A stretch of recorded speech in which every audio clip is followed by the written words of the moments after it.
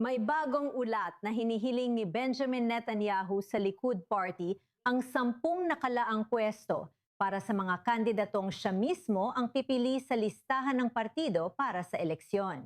Ngayon, 8 sa mga iyon ay mapupunta sa nangungunang 25 pwesto. Iniulat ng Channel 12 News na boboto ang partido sa panukalang ito sa susunod na linggo bago ang party primary sa unang bahagi ng susunod na buwan. May ilang makapangyarihang personalidad sa partido na hindi masaya na nagbubunyag ng bihirang labanan sa kapangyarihan kung sino ang huhubog sa magiging hanay ng Likud.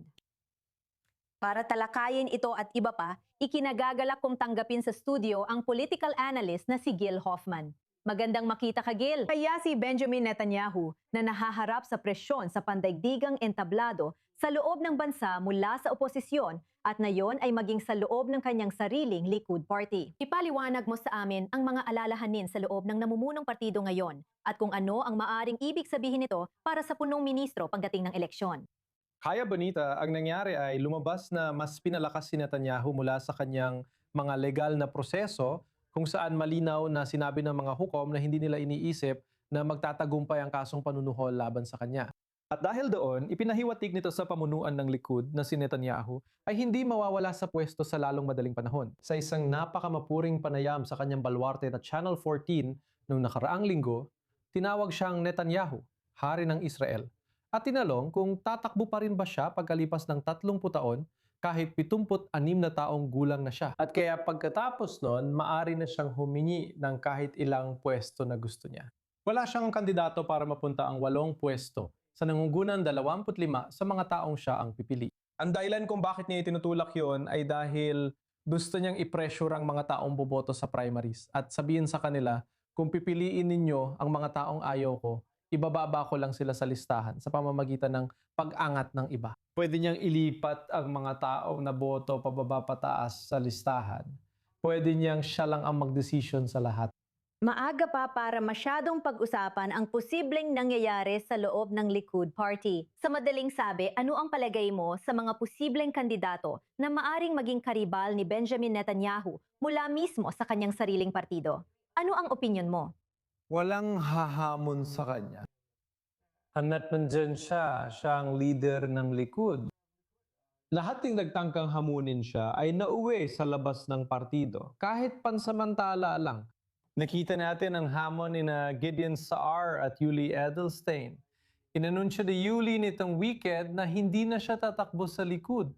Pinamumunuan niya ang partido ng may kamay na bakal. Pero isang araw, Benita, magkakaroon ng pinakakapanapanabik na eleksyon para sa leader ng partidong ito. Dahil 4 lang ang naging pinuno sa loob ng 100 taon. Lahat sila naging punong ministro, isang napakagandang trabaho kung makukuha mo. Posibleng may 15 kandidato sa posisyon na ito.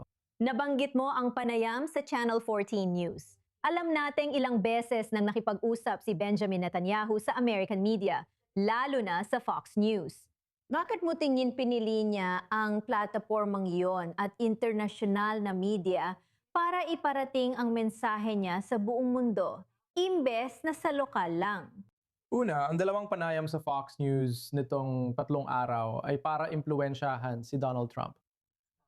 Pupunta si Donald Trump sa Turkey para sa isang mahalagang pagpupulong. Humihingi ang mga Turko ng iba't ibang eroplano na ayaw ng Israel na matanggap nila. Kaya ito ay si Netanyahu na pumapasok sa larangan ni Trump upang itulak ang kanyang agenda. Pero sa bansa kung saan ako galing, mukha talaga siyang estadista at hindi tinatanong ng mahihirap na tanong.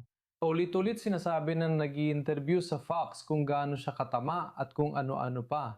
Pagkatapos ng ginawa niya sa channel, 14 may WhatsApp group ang mga mamamahayag na nagko-cover sa punong ministro.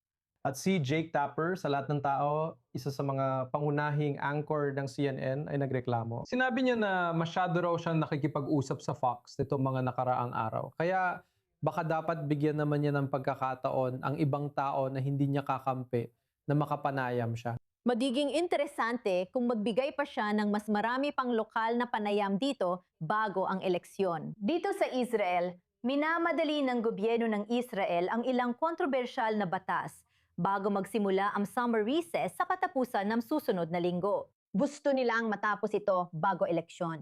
Tama. Kaya ang pinag-uusapan natin ay isang panukalang batas na makakasama sa Attorney General at magdudulot ng isang political na investigasyon imbes na isang hindi pamulitikang investigasyon tungkol sa Oktubre 7. Pinag-uusapan natin ang mga panukalang batas na makakatulong sa ultra-orthodox na malamang maipasa maliban kung maghiganti ang likod. Ngayong gabi, sinabi ng mga ultra-orthodox na hindi nila kayang suportahan ang panukalang batas na makakasama sa anti-Netanyahu media sa Israel. Bahagi nila sa kasunduan ang suportahan ng panukalang batas na ito. Pwedeng sabihin ng likod, kung hindi ninyo susuportahan ang panukala namin, hindi rin namin susuportahan ang inyo. Mukhang interesante ang susunod na linggo. Mukhang magbobotohan ang komite para itulak ang batas na magpapalawak ng gender segregation sa akademya. Ano ang ibig sabihin nito? Ibig ko sabihin, sa ngayon, hindi dapat magkaroon ng gender segregation sa akademya. Pero sinasabi ng mga ultra-orthodox na makakatulong daw ito para mas maraming ultra-orthodox ang pumasok sa akademya. Sa totoo lang, panukalang batas ito na nagmula sa partido ni Ben-Gvir.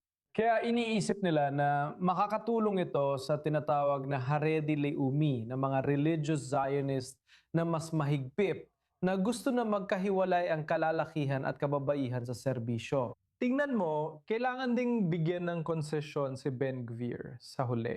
Dahil gusto ni Netanyahu na masiguro na magiging bahagi pa rin sila ng kanyang political base sa susunod. Sa pinakahuling pangyayari, naroon si Tali Gottlieb, ang itinuturing na pinakamalakas na babae sa likod. Tinanong ni Ben-Gvir si Netanyahu kung pwedeng mapasama si Gottlieb sa kanyang listahan. At makikita natin kung paano yun mangyayari. Oo, makikita natin ang reaksyon sa ganyang kahilingan.